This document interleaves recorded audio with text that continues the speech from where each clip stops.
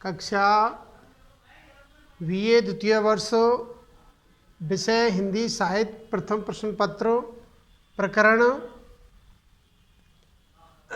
पद्माकर के कवित्व और इसके रचयिता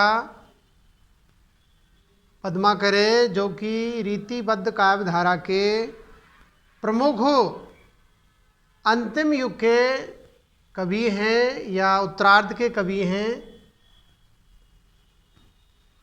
पिछले वीडियो में हमने पद्माकर कवि का व्यक्तित्व और कृतित्व के बारे में जानकारी के साथ साथ इनके 4 पदों की सप्रसंग व्याख्याएं भी की है। आज हम इनका जो 5वां पद है उसकी सप्रसंग व्याख्याएं प्रारंभ करेंगे। तो कृपया करके छात्राएं प्रस्तुत वीडियो को ध्यान से देखें, सुनें, इसका विवेचन विश्लेषण करें और विवेचन विश्लेषण करने के उपरांत वीडियो को लाइक करें, कमेंट करें, सब्सक्राइब करें। तो 5वां पद पहले हम इसको पढ़ते हैं। ओरे भांति कुंजन में गुंजरत भौर भौर, ओरे डोर झोरन में बोरन के है गए, कहे पद्माकर सु ओरे भांति गलियान, छलिया छबीले छैल ओरे छवि छवे गए, ओरे भांति बिहग समाज में आवाज होती, ऐसे ऋतुराज के ने आज दिन दे गए, ओरे रस ओरे रीति ओरे राग ओरे रंग ओरे तन ओरे मन ओरे बन है गए। अब हम प्रस्तुत पद्यांश की व्याख्या के 4 सोपानों के आधार पर इसकी सप्रसंग व्याख्याएं करेंगे। तो नंबर 1, प्रस्तुत पद्यांश का हम पहले संदर्भ, उसके बाद प्रसंग, फिर भावार्थ और अंतिम जो चौथा सोपान है इसकी कलात्मक समीक्षा करेंगे। तो कलात्मक समीक्षा, तो पहले हम इसका संदर्भ देखते हैं। प्रस्तुत पद्यांश हमारी पाठ्यपुस्तक रीतिकालीन काव्य में संकलित पद्माकर के कवित्वों से उद्धृत है, अवतरित लिया गया है। पद्माकर जी हिंदी साहित्य के रीतिकाल के और उसकी 3 काव्य धाराएँ थी रीतिकाल की, जिसको आचार्य रामचंद्र शुक्ल ने उत्तरार्ध काल कहा है या उत्तर मध्यकाल कहा है। यानी मध्यकाल को 2 भागों में बांटा था, पूर्व मध्यकाल और उत्तर मध्यकाल। तो उत्तर मध्यकाल को रीतिकाल भी कहा है उन्होंने। तो रीतिकाल के 3 काव्य धाराएँ थी रीतिकाल में, जिसमें रीतिबद्ध, रीतिमुक्त, रीति सिद्ध। तो रीतिबद्ध काव्य धारा के अंतिम छोर के ये प्रमुख कवि हैं पद्माकर जी। और ये जो पाठ्यपुस्तक है वो महाराजा सूरजमल ब्रज विश्वविद्यालय के बीए द्वितीय वर्ष के हिंदी साहित्य के प्रथम प्रश्न पत्र में संकलित है। तो ये इसका संदर्भ है। अब हम इसका प्रसंग देखते हैं। तो प्रस्तुत पद्यांश के अंदर पद्माकर जी वसंत ऋतु का वर्णन करते हैं और इसमें वसंत की प्राकृतिक सौंदर्य का बहुत ही मनोहारी, मार्मिक उन्होंने वर्णन किया है। तो ये इसका संदर्भ है। अब हम इसका भावार्थ या इसका सरल अर्थ देखते हैं। तो प्रस्तुत कवित्व में कवि पद्माकर ने श्रृंगार वर्णन के अंतर्गत ऋतुराज वसंत, जिसको मकरंद भी कहते हैं या ऋतुराज भी कहते हैं, ऋतुओं का राजा है ये, कि वैभव का वर्णन किया है। कवि कहता है कि कुंजों में अब भ्रमर कुछ अन्य प्रकार का ही गुंजन करने लगे हैं, आम्र मंजरियाँ भी अब कुछ अन्य ही प्रकार की मादक गंध से परिपूर्ण हो गई हैं। कवि पद्माकर कहता है कि बसंत के ऐसे मादक समय में गलियों में छलिया नायक एक और ही छवि धारण कर गए हैं, अर्थात छलिया प्रेमी अपना मोहक रूप धारण करके नायिका को आकर्षित करने के लिए उनकी गलियों के चक्कर लगाते हैं। उधर पक्षी दल भी बड़ा ही सुहावना कलरव कर रहा है। अभी ऋतुराज वसंत के 2 ही दिन व्यतीत हुए हैं, कुछ ही समय गया है, 1-2 दिन ही, परंतु आनंद क्रियाएं, राग और रंग, तन और मन, बन कुछ अन्य ही प्रकार के हो गए हैं। अर्थात इन सबको बसंत ने अपने वैभव से प्रभावित या प्रेरित कर दिया है। तो ये इसका सरल अर्थ है या यूँ कहे भावार्थ है। अब हम व्याख्या का चौथा सोपान, इस पर टिप्पणी या विशेष या कलात्मक सौंदर्य, काव्य सौंदर्य या साहित्यिक सामाजिक विश्लेषण देखते हैं।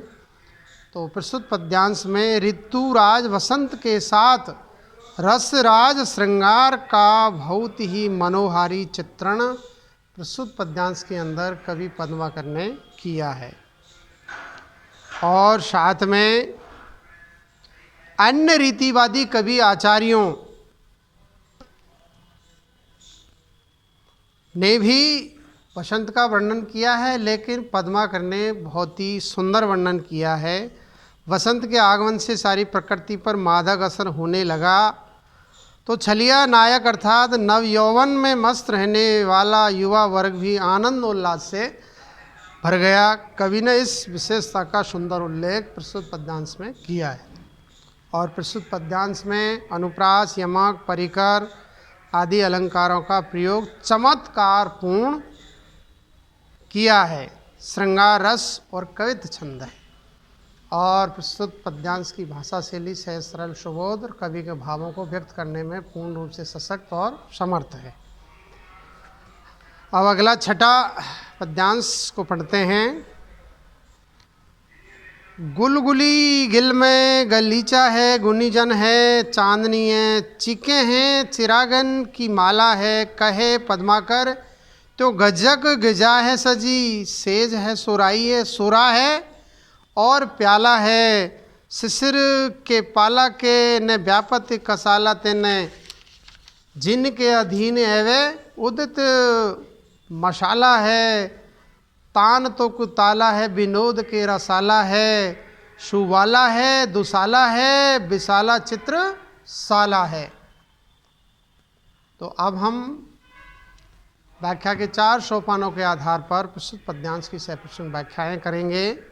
तो नंबर 1 है इसका संदर्भ। प्रस्तुत पद्यांश हमारी पाठ्यपुस्तक रीतिकालीन काव्य में संकलित पद्माकर के कवित्वों से उद्धृत है, अवतरित है, लिया गया है। अब हम दूसरा सोपान, इसका प्रसंग देखते हैं।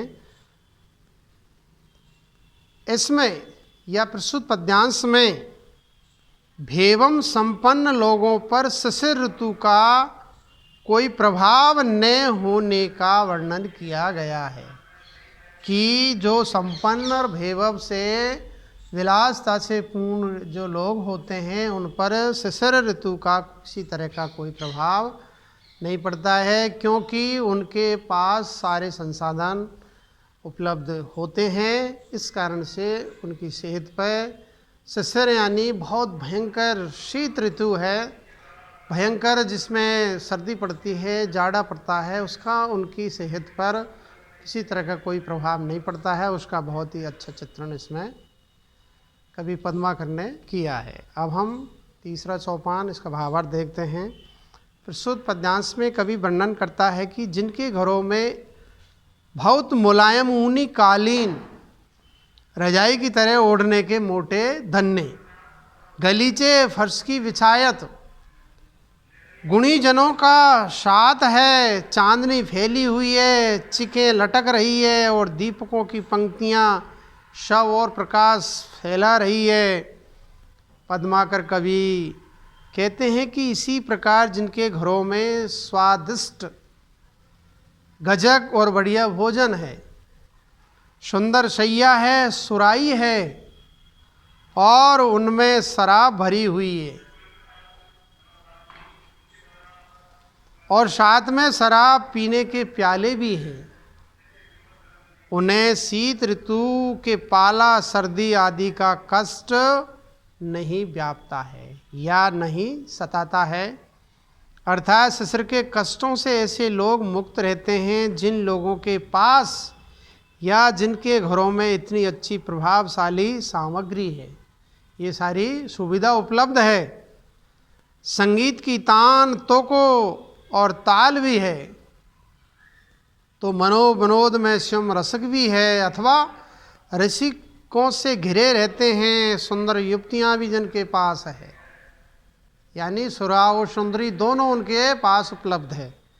सर्दी में ओढ़ने लायक दुशाले भी हैं और बड़ी चित्रशाला भी है। ऐसे लोगों को सर्दी का प्रकोप नहीं लगता है, अर्थात सर्दी की ऋतु में वे पूर्ण आनंद मग्न रहते हैं, किसी तरह का कोई उन्हें कष्ट नहीं होता है। तो ये इसका भावार्थ है। अब हम व्याख्या का चौथा जो सोपान है, इसका काव्य सौंदर्य कलात्मक सौंदर्य देखते हैं। प्रस्तुत पद्यांश में कवि पद्माकर जी ने बड़े लोगों के वैभव विलास का वर्णन किया है। वस्तुतः इस तरह की स्थिति रीतिकालीन दरबारी प्रवेश के अनुसार वर्णित है। ऐसे सुख भोग वाले लोगों को शिशिर का प्रकोप नहीं झेलना पड़ता है। पद योजना से कवि की चमत्कारी प्रवृत्ति व्यक्त हुई है और प्रस्तुत पद्यांश में अनुप्रास, यमक, उल्लेख, काव्यलिंग, अलंकारों का प्रयोग चमत्कारी ढंग से हुआ है। कवित छंद है और प्रस्तुत पद्यांश की भाषा शैली सहज सरल, सुबोध और कवि के भावों को व्यक्त करने में पूर्ण रूप से सक्षम और समर्थ है। अब हम सातवां पद की सह प्रसंग व्याख्याएं करेंगे। पहले इसको पढ़ते हैं। फाग के भीरे अभीरन ते गई गोविंद ले गई भीतर गोरी, भाई करी मन की पद्माकर ऊपर नाई अभीर की झोरी, छीन पतम्बर कम्मर ते सुविदा दई मीण कपोलन रोरी, नैन नचाई कहो मुस्काई लला फिर आई ओ खेलन होरी। तो हम प्रस्तुत पद्यांश की अब व्याख्या के 4 सोपानों के आधार पर इसकी सप्रसंग व्याख्याएं करेंगे। तो नंबर 1 संदर्भ। प्रस्तुत पद्यांश हमारी पाठ्य पुस्तक रीतिकालीन काव्य में संकलित कवि पद्माकर द्वारा विरचित जगत विनोद शीर्षक जो उनकी कृति है उससे ये पद्यांश लिया गया है। और प्रस्तुत पद्यांश का हम अब प्रसंग देखते हैं। तो प्रस्तुत पद्यांश में कवि ने नायिका भेद एवं रस शास्त्र का बहुत ही प्रगल्भ या यूँ कहे कि काम भावनाओं के साथ फाग खेलने की दशा का बहुत ही सुंदर और मनोहारी वर्णन प्रस्तुत पद्यांश में कवि ने किया है। तो अब हम इसका जो तीसरा सोपान है व्याख्या का, इसका भावार्थ देखते हैं। रस शास्त्र में अनुभव के अंतर्गत हाव की अनिवार्य स्थिति को माना गया है। संयोग के क्षणों में जब नारी और पुरुष परस्पर एक दूसरे के पास होते हैं तब संयोग श्रृंगार के मादक क्षणों में दोनों में सक्रिय रूप से उद्बुद्ध अनुभवों के अंतर्गत स्त्रियों में प्यार के तदंतर उत्पन्न होने वाले आंगिक और मानसिक भाव को हाव कहा गया है। तो हाव जो भाव है उसका बहुत सुंदर चित्रण किया गया है। इस कवित्व में कवि कह रहा है कि अहीरों की होली के अवसर पर रंग क्रीड़ा के लिए एकत्रित हुई टोली की भीड़ भाड़ में से गौरवर्णा तनमंगी चतुरा नागर नायिका कृष्ण को अर्थात अपने प्रिय को पकड़कर,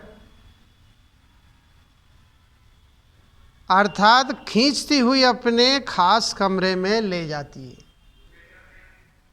मतलब गोपी क्या है, अपने प्रिय श्री कृष्ण को खींच करके अपने बेडरूम में या अपने कमरे में वो ले गई। भीतर ले जाकर वह उसके साथ मनचाही होली खेलती है। जो उसके जी में आता है उसके साथ वह सब कुछ करती है। और उस पर हिमाकत यह है कि अपने प्रिय पुरुष कृष्ण को ऊपर तक गुलाल से सराबोर कर देती है, रंग बिरंगा कर देती है। उसकी कमर से उसका पीताम्बर छीन लेती है। जो पीला वस्त्र धारण करते हैं कृष्ण, उसको पीताम्बर कहते हैं, उसको भी वो छीन लेती है। और यह कहते हुए उसके गालों पर खूब गुलाल और रोली मलते हुए उसे विदा देती है कि लाला फिर आना। आँख नचाते हुए, मिचकाते हुए, शोख अदाओं के साथ मुस्कुराते हुए वे बड़े मधुर लहजे में कहती है कि लाला। प्राचीन एवं मध्यकालीन भारत में लला लाला शब्द का प्रयोग स्त्रियां अपने प्रिय के लिए करती थी। असली होली खेलने फिर आना। आज तो मैंने क्या है ज़्यादा नहीं खेली है, तो ये इसका भावार्थ है। अब हम इसका काव्यसौंदर्य देखते हैं। शुद्ध पद्यावतरण में नायिका बड़ी बरजोर है। उसकी चतुराई, ढिठाई उसके प्रौढ़त्व की वाचक है। अर्थात वह प्रौढ़ा नायिका है, काम कला में पारंगत है, किसी तरह की लाज शर्म या डर उसे नहीं है, निर्भीक है, वो निडर है। वह अपनी मनमानी पूरी करने में सभी प्रकार के तौर तरीकों से परिचित है। पूरा चित्र गत्यात्मक शैली का एक त्वरित बिंब प्रस्तुत करता है। इसमें प्रसाद गुण का समावेश हुआ है। नायिका अपने प्रिय से ढिठाई करने में पूरी तरह पारंगत है। वह काम विलास को विदा नायिका है। और प्रस्तुत पद्यांश में अनुप्रास, पर्यायोक्ति, अलंकार का प्रयोग हुआ है और ब्रज भाषा का माधुर्य, सवैया छंद और पद योजना उत्तम है। और पद्यांश की भाषा शैली सहज सरल सुबोध और कवि के भावों को व्यक्त करने में पूर्ण रूप से सशक्त और समर्थ है। अब अगला 8वां जो पद है उसको हम पढ़ते हैं। एके संग धाये नंद लाल ओ गोलाल दो, द्रगनी गए जु भरे आनंद मढ़े नहीं, घोई घोई हारी पद माकर तिहारी सो, अब तो पाए को चित्त पे चढ़े नहीं, कैसी करो कहाँ जाऊं कासो कहो कौन सुने, कोऊ तो निकासी जासो दर्द बढ़े नहीं, एरी मेरो वीर जैसे तैसे इन आखन ते, कड गो वीर पे हईर तो कड़े नहीं। अब हम व्याख्या के 4 सोपानों के आधार पर प्रस्तुत पद्यांश की सप्रश्न व्याख्याएं करते हैं। तो पहले हम इसका संदर्भ देखते हैं। प्रस्तुत पद्यांश या पद्यावतरण हमारी पाठ्य पुस्तक रीतिकालीन काव्य में संकलित पद्मा कर द्वारा रचित प्रेम वर्णन से संबंधित है। यह प्रेम वर्णन से संबंधित कवित्वों से उद्धृत है या कवित्व संकलन से उद्धृत है। अब हम इसका प्रसंग देखते हैं। प्रस्तुत पद्यांश में कवि ने प्यार में मीठा मीठा दर्द होता है, प्यार की ये मीठी सी कसम ही जानलेवा हो जाती है। प्रेम शास्त्र में इसी को दिल का दर्द कहा गया है। काव्य शास्त्र में रस प्रक्रिया पर विचार करते समय इसी को निषाद नामक संचारी भाव कहा गया है, जो रति नामक स्थायी भाव को उपमित करता है। प्रस्तुत कवित्व में कवि नायिका के हृदय में संचरित होने वाले इसी प्रेम पगे विषाद संचारी भाव का संकेत करते हुए नायिका के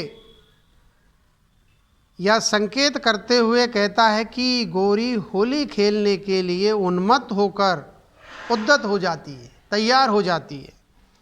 पर होली खेलते समय उसकी आनंद और रंग की मस्ती से अलमस्त आँखों में गुलाल और उसके प्रियतम का काम जन्य रूप एक साथ ही जा समाता है। उसकी आंखें गुलाल, अबीर तथा उसके प्रिय के रूप से पूरी तरह भर उठती है। नायिका अपनी आंखों को साफ करने की कसम कसमें धो धो कर हार जाती है, पर आंखों पर चढ़ा प्रिय की छवि का मस्ती भरा रंग नहीं उतरता है। तो इस का चित्रण प्रस्तुत पद्यांश में कवि पद्माकर जी करते हैं। अब इसका हम भावार्थ देखते हैं। प्रस्तुत पद्यांश का कवि पद्माकर कहते हैं कि वह नायिका कसम खाते हुए कहती है कि उसकी हालत पतली होती जा रही है। प्यार का ऐसा रंग उसके यौवन पर चढ़ा है कि उसे हटाने के लिए अब कोई और अन्य उपाय समझ में नहीं आता है। वह प्यार के मीठे मीठे दर्द से परेशान हो कहती है कि अब क्या करें, कहाँ जाएं, किससे अपने प्यार के दर्द का दुखड़ा कहे और सुने। वह अपने प्यार की पीड़ा से निपीड़ित चीत्कार करती है, कहती है कोई तो आकर निकाल लो जिससे उसका दर्द और न बढ़ जाए। अर्थात उसका प्रिय पूरी तरह उसकी आँखों में गुलाल के घुस गया है, गुलाल सहित प्रवेश कर गया है। उससे उसकी आँखों की खड़कन बहुत बढ़ गई है, वह दर्द से बेहाल हुए जा रही है, उसका विषाद बढ़ता ही जा रहा है। ऐसे में वह अपनी आँखों से गुलाल की खड़कन को बाहर निकाल लेने के लिए अन्यों के सहयोग की अपेक्षा व्यक्त करती है कि कोई तो मेरी मदद करो। वह अपनी सखी को संबोधित करती हुई कहती है कि जैसे तैसे उसने अपनी आँखों में से गुलाल को काट कर बाहर निकाल दिया है, पर कृष्ण उसकी आँखों में, उसके प्रिय का रूप उसकी आँखों में इस प्रकार घुल मिल गया है, इतना अंदर तक गहरे बैठ गया है कि कोटि से प्रयास करने पर भी वे अनुराग के उस बिंब को अपनी आँखों से बाहर नहीं निकाल पा रही है। तो ये इसका सरल अर्थ है, भावार्थ है। अब हम इस पर काव्य सौंदर्य देखते हैं। ये व्याख्या का चौथा सोपान है, कलात्मक सौंदर्य, उसको देखते हैं। प्रस्तुत पद्यांश में गुलाल के बहाने से प्रिय के रूप का आँखों में बस जाना अत्युक्ति की बहुत ही सुंदर अव्यंजना है और नायिका की चीत्कार में ध्वनि के गतिशील चित्र का सौंदर्य कथ्य को अत्यंत चमत्कृत बना देता है।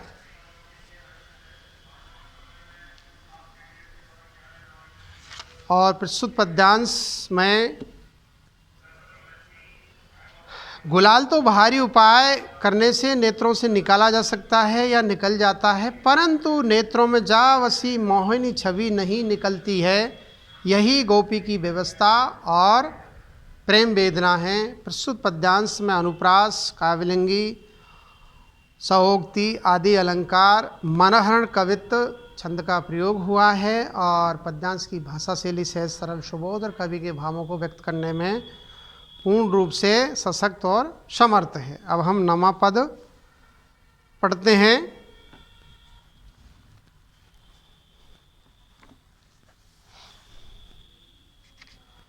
दूर ही ते देखत बिथा में बबियोगनी की आई भले भाजी, यहाँ इलाज मडी आवेगी कहे पद्माकर सुनो हो घन श्याम जाई, चेतत कहूँ जो एक आही घड़ी आवेगी, सर सर तान को न सूखत लगेगी देर, ऐती कछु जुलुमिनी ज्वाल बड़ी आवेगी, ताके तन ताप की कहूँ मैं कहा बात मेरे, गत ही छुबो तो तुम्हें ताप चंडे आवेगी। अब हम व्याख्या के 4 सोपानों के आधार पर इस पद्यांश की सप्रश्न व्याख्याएं करेंगे। तो नंबर 1, इसका संदर्भ। प्रस्तुत पद्यांश हमारी पाठ्य पुस्तक रीतिकालीन काव्य में संकलित पद्माकर द्वारा रचित प्रेम वर्णन से संबंधित है।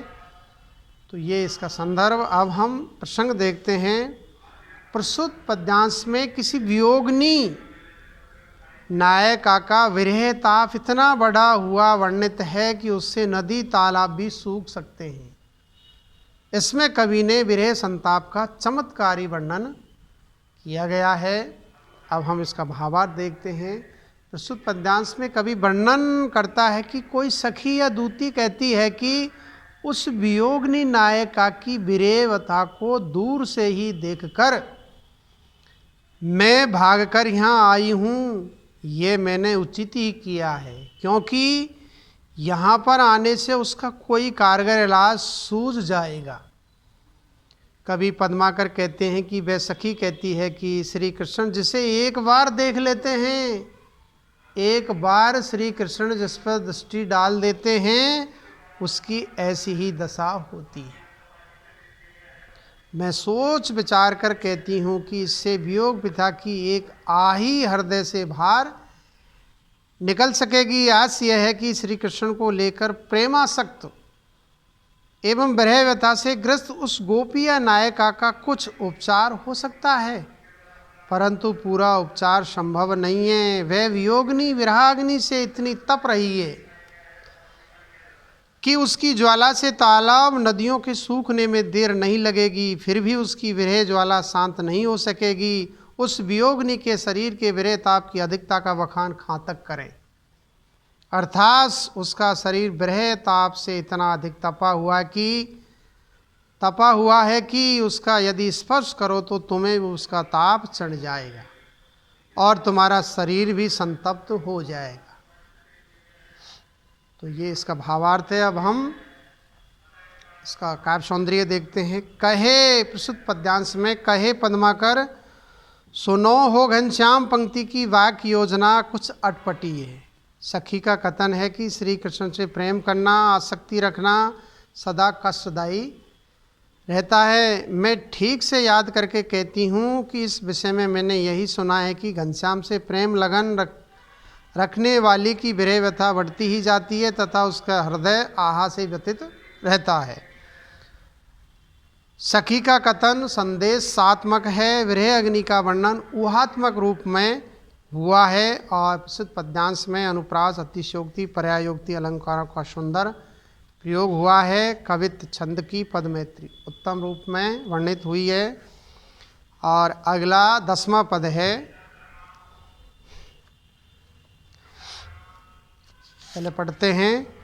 प्राणन के प्यारे तन ताप के हरण हारे, नंद के दुलारे ब्रज बारे उम हत है। कहे पद्माकर त्यों रीजे और अंतर यो अंतर चाहे हूँ, जेने अंतर चहत हैं नैनन बसे हैं अंग अंग हुल से हैं रोम रोम नी रसे हैं निक से हैं को कहत है। ऊधो बे गोविंद को मथुरा में यहाँ, मेरे तो गुमंद मोई में रहत है। अब हम व्याख्या के 4 सोपानों के आधार पर प्रस्तुत पद्यांश की सप्रश्न व्याख्याएं करते हैं। तो नंबर 1, इसका संदर्भ। प्रस्तुत पद्यांश हमारी पाठ्य पुस्तक रीतिकालीन काव्य में संकलित पद्माकर द्वारा रचित प्रेम वर्णन से संबंधित है। अब हम इसका प्रसंग देखते हैं। यह प्रस्तुत पद्यांश में किसी गोपी का कथन है जो उद्धव को लक्ष्य कर अपनी प्रेम निष्ठा की व्यंजना करती है। अब हम इसका तीसरा सोपान भावार्थ देखते हैं। प्रस्तुत पद्यांश में कवि वर्णन करता है कि कोई वियोगिनी गोपी अपनी प्रेम निष्ठा को व्यक्त करती हुई कहती है कि हे उद्धवो, वे नंद के प्यारे पुत्र कृष्ण हमें प्राणों से भी प्यारे लगते हैं। वे हमारे शरीर का ताप दूर करने वाले अर्थात कष्टों को मिटाने वाले हैं तथा उनका ध्यान स्मरण कर ब्रजवासियों के हृदय प्रेमासक्ति से उमड़ रहे हैं। कवि पद्माकर कहते हैं कि वे गोपी कहने लगी कि वे प्रिय श्री कृष्ण रीझ कर हमारे हृदय के भीतर इस तरह बस गए हैं कि वे हमसे अलग होना चाहे तब भी अलग नहीं हो सकते, अथवा कोई उन्हें हमसे अलग कराना या हमसे दूर ले जाना चाहे तो भी वे हमसे अलग नहीं हो सकते। यानी हम एक जान दो कालिब हैं। वे तो हमारे नेत्रों में बसे हैं, हमारे अंग अंग में उल्लसित होते हैं, हमारे रोम रोम में लीन है। फिर कौन कहता है कि हमसे दूर हो गए हैं और हमारे हृदय से निकल गए हैं। इसलिए हे उद्धव, जो गोविंद यहाँ से मथुरा गया वह कोई और गोविंद है, क्योंकि हमारा प्रिय गोविंद तो मुझे मोहित करके मेरे ही हृदय में विद्वान है, अर्थात वह प्रियतम तो यहीं ब्रज में रह रहा है, हमारे पास ही रहता है, वो हमसे दूर नहीं है। तो ये इसका भावार्थ है। अब हम व्याख्या का चौथा सोपान, इसका कलात्मक सौंदर्य देखते हैं। प्रस्तुत पद्यांश में ब्रह्मणी गोपी की प्रेम निष्ठा तथा मन में भावनात्मक रूप से प्रियतम की रूप छवि का सदा साक्षात्कार करने की प्रवृत्ति का चित्रण हुआ है।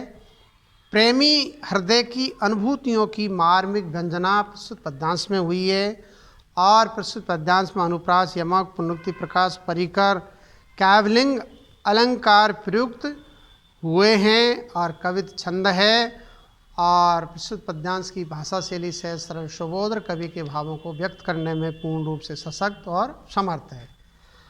आगे हम अगले वीडियो में सप्रसंग व्याख्या करेंगे।